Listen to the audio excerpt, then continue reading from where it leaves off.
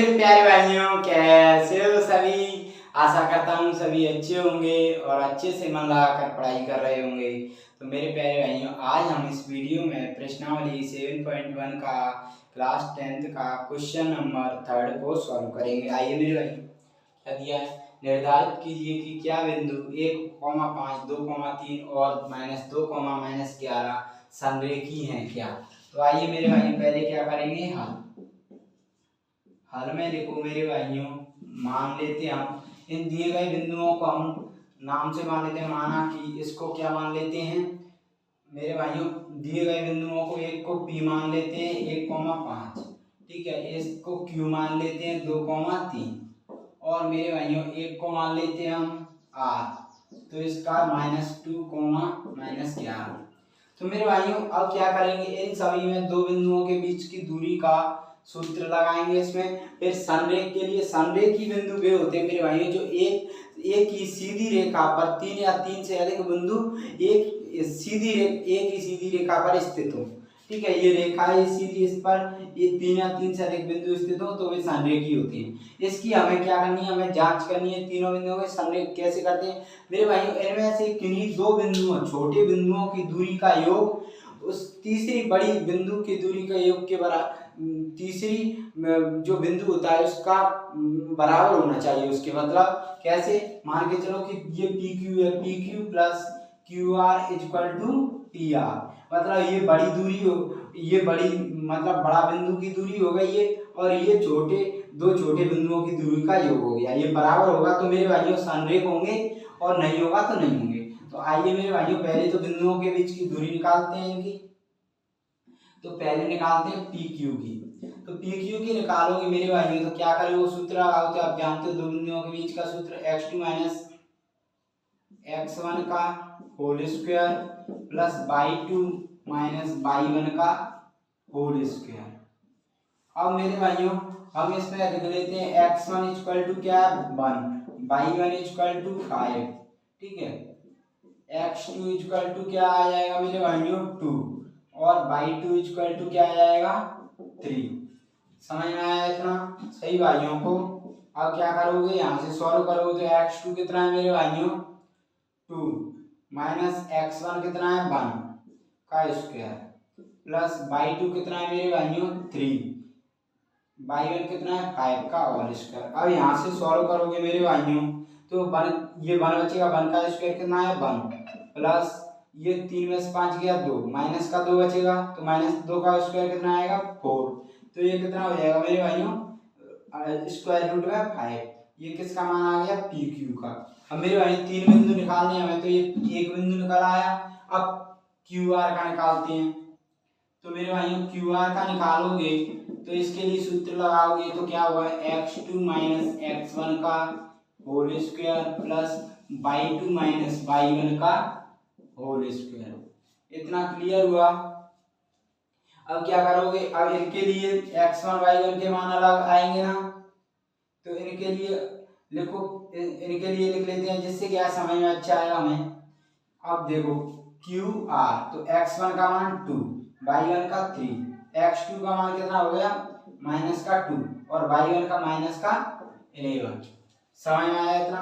अब क्या करोगे, देखो इसका मान रख दो इसमें, तो यहाँ से क्या लाइन खींच रहे हम, मान रखोगे मेरे भाइयों स्क्वायर रूट x2 कितना है -2,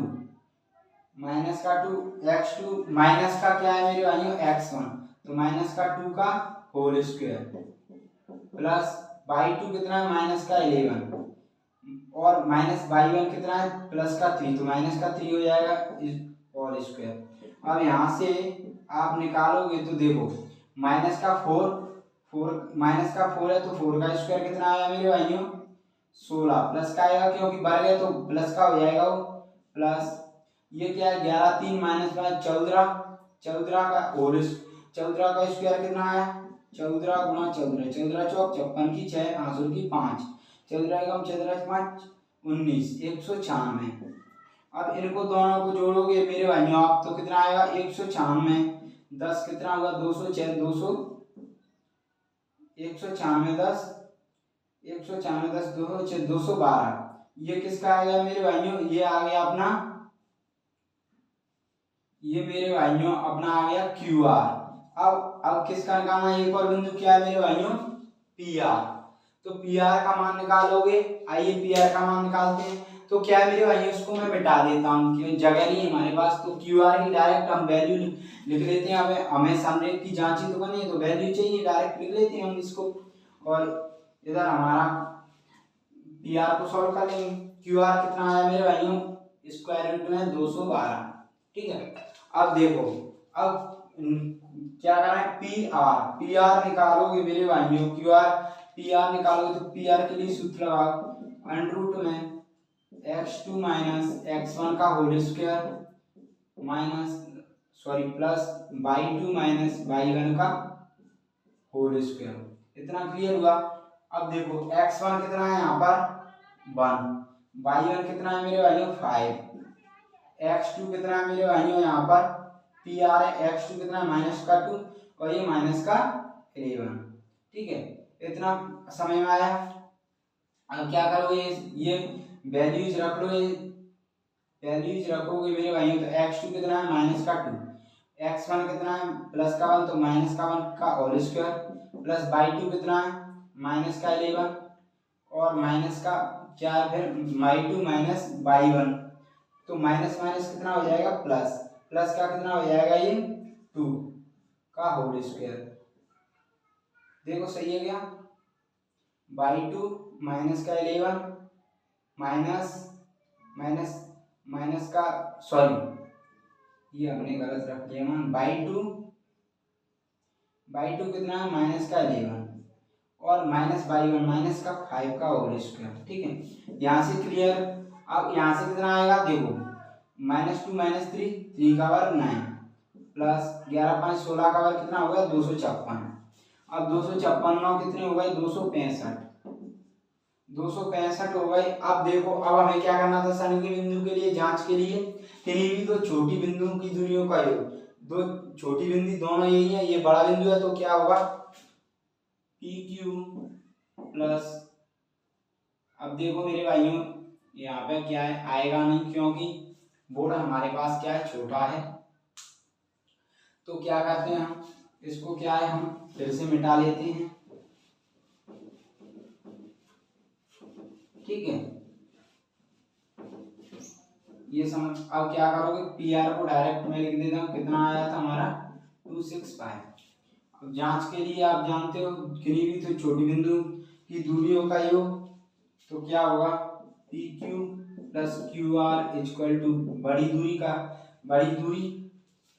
क्या है PR, ठीक है। ये बराबर होना चाहिए, तो देखते हैं यार, रूट में 5 प्लस अंडर रूट में 212 इक्वल टू अंडर रूट में 265। अब इसका मान निकालने की जरूरत नहीं, पॉइंट में आएगा आप जानते हो, लेकिन हमें यहाँ से ही पता चल रहा है लंबा क्यों जाए, यहाँ से पता चला है कि ये बराबर नहीं है, तो मेरे भाइयों क्या हो जाएगा PQ plus QR is not equal to PR, मतलब ये बिंदु क्या है समरेख नहीं है, ये क्या है मेरे भाइयों समरेखी बिंदु नहीं है। तो मेरे भाइयों आशा करता हूँ ये क्वेश्चन आपको समझ में आया होगा। टाइम तो लगा है मेरे भाइयों, बड़ा क्वेश्चन था, लेकिन मैं उम्मीद करूंगा कि आपको समझ में आया होगा।